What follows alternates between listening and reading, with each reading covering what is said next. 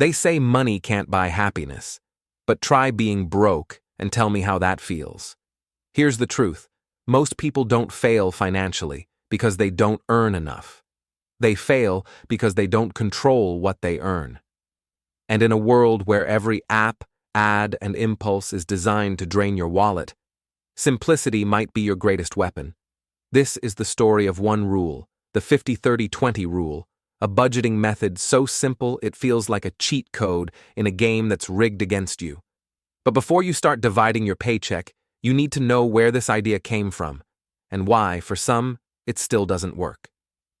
Let's rewind to the early 2000s.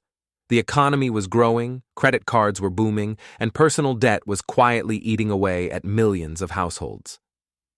Amidst the noise, a U.S. Senator named Elizabeth Warren, before her political fame, published a book with her daughter titled All Your Worth. Inside was an idea so elegant, it broke through the chaos, a way to divide your money into just 3 categories. No spreadsheets, no apps, just balance, the financial equivalent of a Jedi finding the Force. The 50-30-20 rule was born. Here's the foundation. 50% of your income goes to needs, 30% to wants, 20% to savings or debt repayment. It's not magic. It's math designed to restore control. Think of it like resource management in a strategy game. Your income is your health bar, and every expense is an attack on it. The 50-30-20 rule trains you to manage your defenses before chasing upgrades. But where it really shines is psychological. By defining boundaries, it frees you. No guilt when you spend within your limits. No panic when emergencies hit. Simplicity becomes power. As financial chaos spread, from 2008's collapse to pandemic-era uncertainty, millions searched for clarity. Influencers, YouTubers, and money coaches revived the 50-30-20 framework. Why? Because it spoke to a universal truth. People crave order when the world is uncertain. The rule's rise was fueled by technology. Budgeting apps turned the principle into dashboards, automations, and visual progress bars. But here's the twist.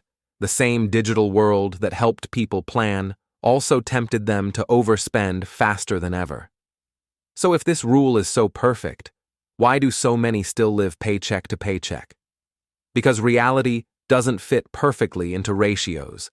In cities where rent eats up 60% of income, the 50-30-20 rule starts to crack. Inflation erodes the middle class, and the cost of needs, housing, transport, food, keeps rising faster than wages. The formula is simple, but life isn't. And that's the breaking point, when a framework meant to empower starts to expose a system that's already broken. But here's where the story turns. The 50-30-20 rule wasn't meant to fit every situation. It was meant to teach a mindset. The fallout from modern overspending wasn't just financial, it was emotional. Anxiety, guilt, and burnout became part of our relationship with money. The real revolution wasn't in math, it was in how people felt about their money. Those who mastered the rule weren't just budgeting, they were building peace of mind. They had a plan, a compass when the economy spun out of control. Today, our challenge isn't access to money, it's control over attention. According to recent data, the average person spends 1,300 hours a year on their phone. That's over 54 full days, and every scroll is an invitation to spend. The modern economy doesn't ask you for your cash, it demands your focus. The 50-30-20 rule now becomes something more powerful, a digital discipline. The game has changed, but the principles remain: balance, restraint, and intentionality. So what can you learn and apply from this rule right now? 1. Simplicity wins.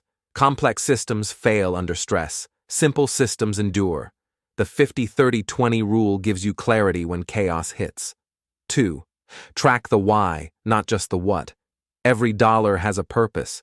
Understanding your motivation turns budgeting from punishment to empowerment. 3. Adapt the rule. Don't worship it. If your needs exceed 50%, adjust. Cut luxuries. Rebalance your percentages. The goal isn't perfection, it's awareness. But here's the warning most people ignore. Budgeting is not about restriction. It's about direction. You can't save your way out of every problem. You can't budget your way through a broken system. But you can learn to play the game smarter than most. The 50-30-20 rule isn't just a formula. It's a statement that you control your money, not the other way around. And in a time where financial literacy is the new superpower, simplicity might just be your secret weapon. If you want to master not just how to earn, but how to keep what you earn, this is your home. Subscribe to Financial Club. Every week we decode the hidden rules of money, from ancient empires to your modern wallet. Because rule number 1 is to always talk about money.